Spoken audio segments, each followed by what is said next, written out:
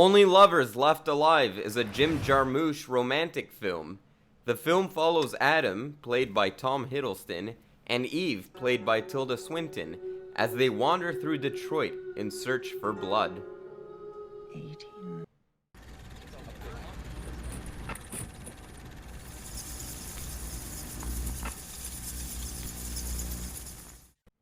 Howdy folks, welcome back to Garage Vampire-thon, where every day for the month of October we revisit a vampire movie. Today we're talking about Only Lovers Left Alive. This was directed by Jim Jarmusch, known for making movies like Night on Earth. He did a zombie movie recently, The Dead Don't Die, Ghost Dog, The Way of the Samurai. Lots of interesting movies in his catalog, but I don't really like him. I'm gonna be completely honest with you guys. He's one of those directors, like Richard Linklater, celebrated directors.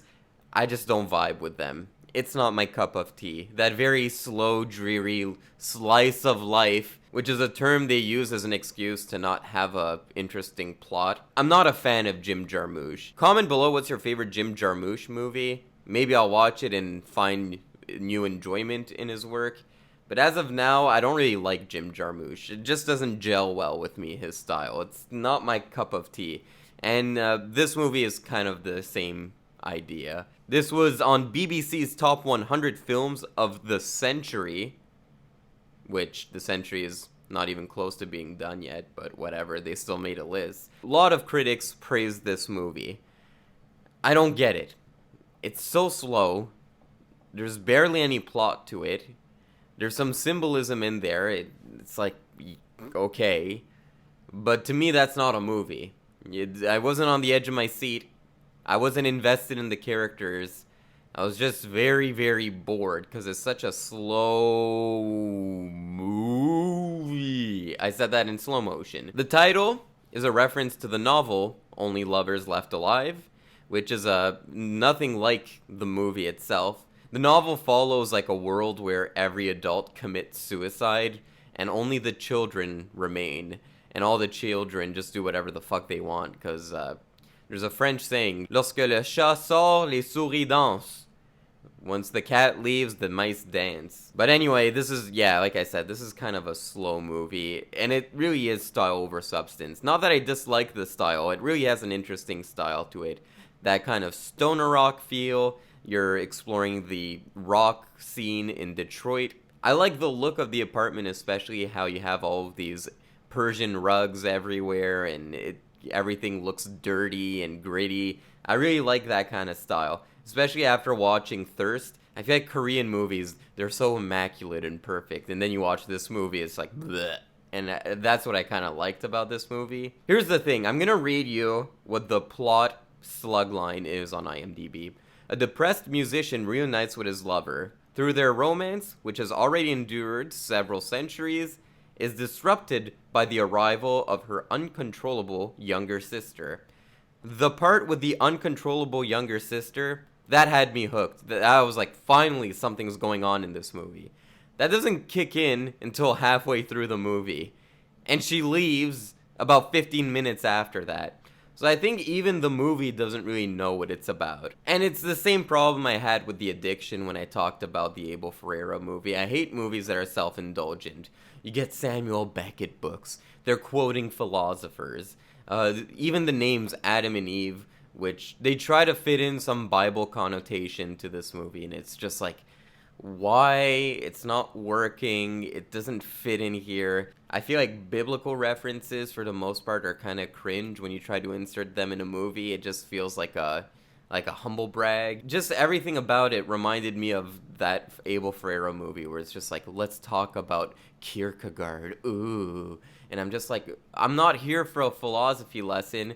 I'm not here so I can see how much Jim Jarmusch knows about literature. That's not interesting to me. It reminds me of when Quentin Tarantino has that scene in Reservoir Dogs where they're talking about blaxploitation movies, and I don't hear characters talking. I hear Quentin Tarantino bragging about how much film knowledge he has.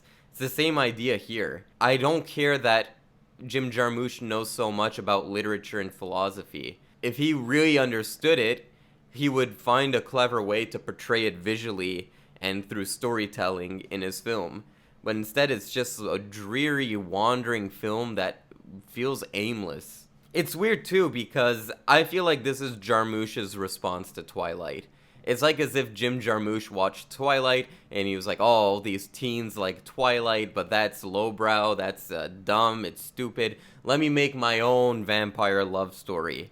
And it follows a lot of the same problems as Twilight, where it's just a bunch of staring, a bunch of ambience, a lot of just people looking at each other, and then boom, boom, boom, boom, boom, boom, boom, boom. It really does feel like a more self-indulgent version of Twilight. And Twilight had its cheesy charm, its hallmarky moments, its cringy moments, and this just didn't have any of it. It feels like a very safe, predictable movie. Again, this is all coming from a guy who doesn't like Jim Jarmusch.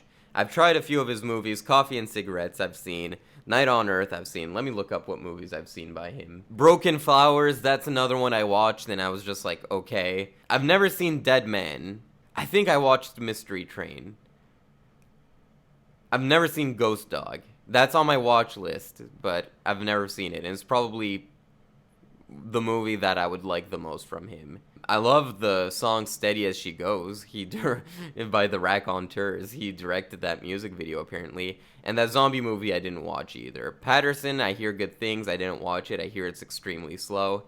So, that's what I mean. It's like Jim Jarmusch is like a Richard Linklater to me. Everyone was jizzing their pants over Boyhood. I didn't get Boyhood. It's just like not a style that gels well with me. Guys, have you seen this movie?